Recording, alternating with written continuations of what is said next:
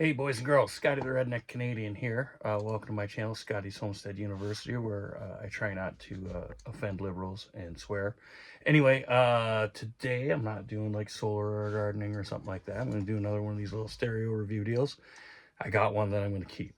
This is the SMSL A50 Pro, and this is pretty sweet, and we're going to go through it. I saw other reviews on it. This is the review you want to watch because I actually use it for what it's made for. So, and how much do I like this one? Well, you know, I tried a whole bunch of other ones, and I like this one enough. I actually made my own little AV shelf here and drilled holes in my cabin. So this one's staying, so it better work for a long time. All right, so on the back here, we got a Bluetooth antenna. We got USB-C in, HDMI in, ARC in. We've got a Toslink optical in.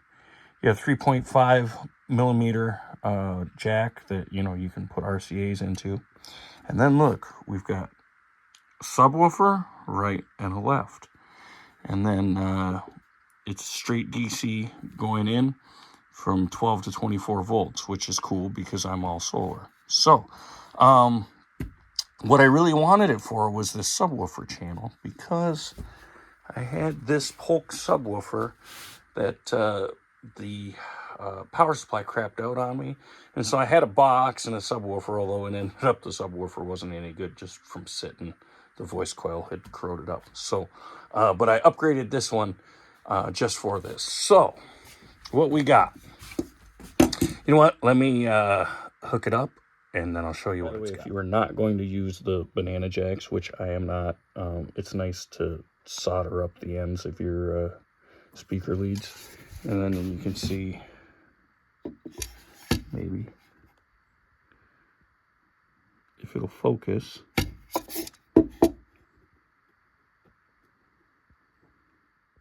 There you go. Now you can see there's holes in all 6 of these. So you just stick the wire in and close that down, clamp it down. All right, so there it is, all nice and tucked away in my little shelf and coat rack underneath my television. So what we got here is a pair of Paradigm micros. And then, like I said, I had that blown out Polk, and I got a 2 ohm 8-inch Rockville subwoofer that I put in that. So what I did was I cut I got freaking like squirrel tracks all over this, and I cannot get them off. If anybody's got any ideas on how to get the squirrel tracks off of this thing, let me know. Anyways, what I did was I just took out the amplifier, and then I soldered 2 wires from the output here straight to the subwoofer. So this is a passive subwoofer. Therefore, we have 100 watts going to this. It's supposed to be 70 by 2 going into 4 ohms, but these are 8 ohms. So I don't know, there's probably like 30 watts, 25, 30 watts going into them. And then it's supposed to be 100 by 1 going into that 2 ohm. I had an 8 ohm in there. I put the 2 ohm. Honestly, it didn't seem to make all that much difference, although this is a punchier sub. So it did make a little bit of a difference, but not. One thing I should mention before I go any further, this actually does come with power source. It comes with 110 volt to 24 volt DC rectifier. And I do not use that because I'm like, you see the inverter up there and stuff, and batteries. I'm 100% off the grid, so all my electronics I run straight DC, so I don't have the loss for the inverter and then the rectifier. All right, so how I'm powering it is with this little doohickey here. This is a DC to DC step down buck converter. Its transformer goes down from 48 volts nominal, so like right now we're at 54.8 volts, but it stabilizes it at 24. So, and I do have to say, when the well pump kicks on with this big inverter here, some of the other ones that I tried had a lot of noise. This one does not at all. There's no noise whatsoever that comes out of this. So,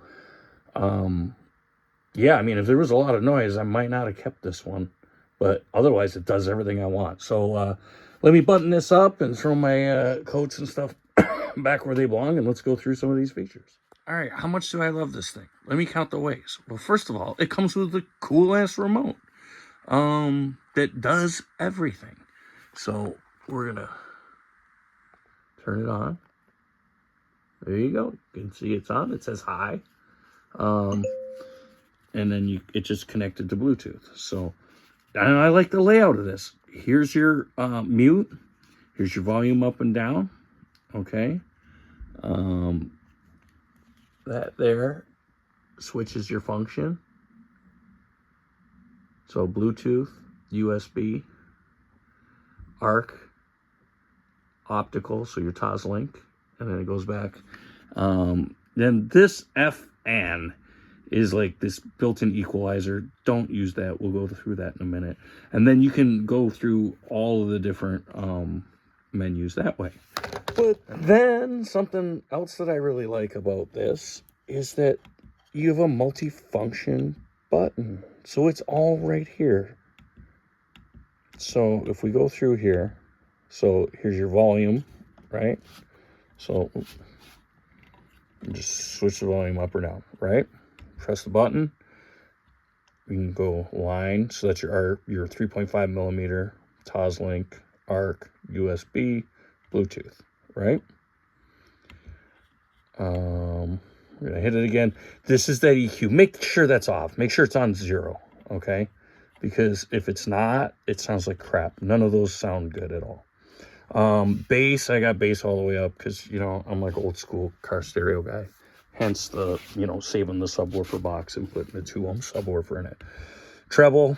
One thing I noticed about the bass and the treble, if you turn the bass up, it doesn't turn the bass up. It turns everything but the bass down. And similarly, it does that with the treble. So that's your low pass filter that goes from like 0 to 10, and there's different crossover points. That's your high pass filter, which I've got it pretty much on the lowest setting right now. And then this is your subwoofer level, okay? So it goes from 500 to 599 is all the way up because, you know, I'm an old school car stereo guy. And then we're back to volume. So, like, dude, I love everything about this. You got your remote so you can sit on your ass and listen to music. Or if you're doing something like in my little cabin here, like I got to clean all this shit up from putting this all together. You know, if the phone rings or something, I can just reach over and turn it down. So, yeah, I totally love all the features about this thing. It's pretty cool. Now, I'm not using HDMI ARC because HDMI ARC did pick up noise from that inverter. I am going to attribute that to the television though. So, what happens is that inverter's on standby, and if the well pump or something big turns on, it turns itself on, and then it just, for whatever reason, it gives it noise through the ARC. So it doesn't matter anyways because I got volume right here. So, all right, so let's listen to it. And by the way, this is pretty cool. My buddy James Kelly got me this like 30 years ago. I lived in Calgary. He lived in Toronto. He was interviewing Bruce Dickinson and Adrian Smith that night, and he got his CD cover signed and sent me his in Calgary, and I sent my blank one, unsigned one, back to him. And then that was like Black Label Society, Zach Wild's band. That they got a cease and desist letter. I don't even know if those actually made it to record stores. I bought that actually at a show back in probably like 1998 or 99.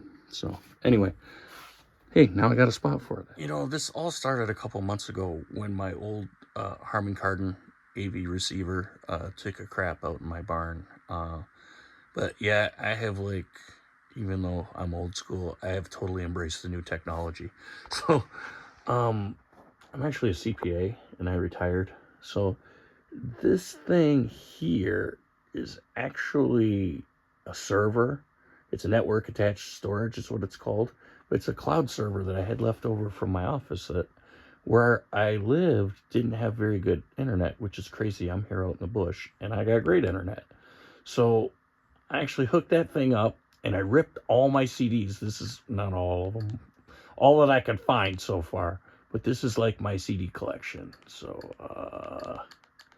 let's see, since we were Iron Maiden and Black Label Society, Let's find Sonic Brew. So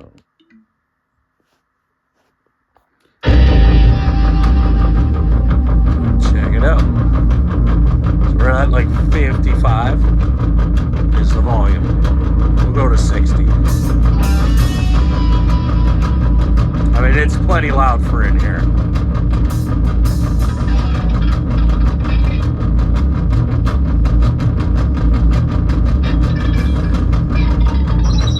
Hopefully Zach doesn't like copyright infringe me on this. I'm trying to help him out, eh?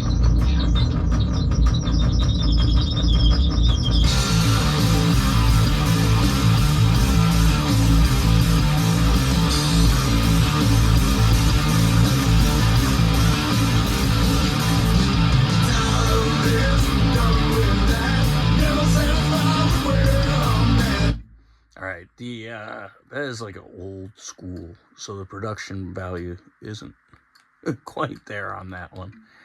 Here's a good Canadian band. I believe they are from my hometown of Niagara Falls.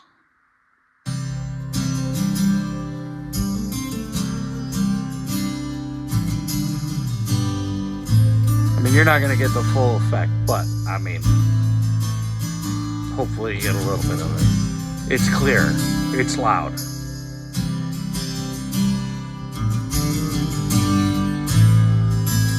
Plenty loud for my little tiny cabin.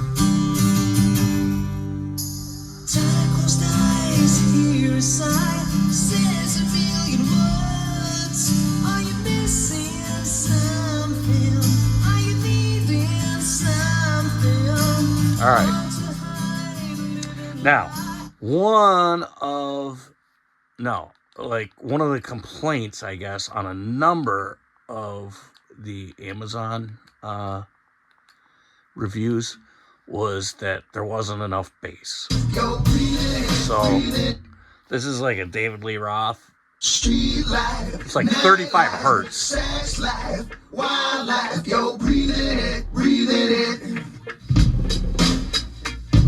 Street life, night life, sex life, wildlife, yo, breathing it.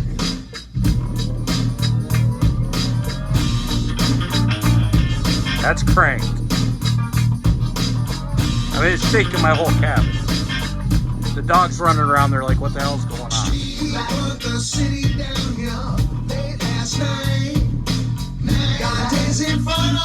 I mean, I don't know. Sorry, I had to edit there because I said the R word, but there's the dog.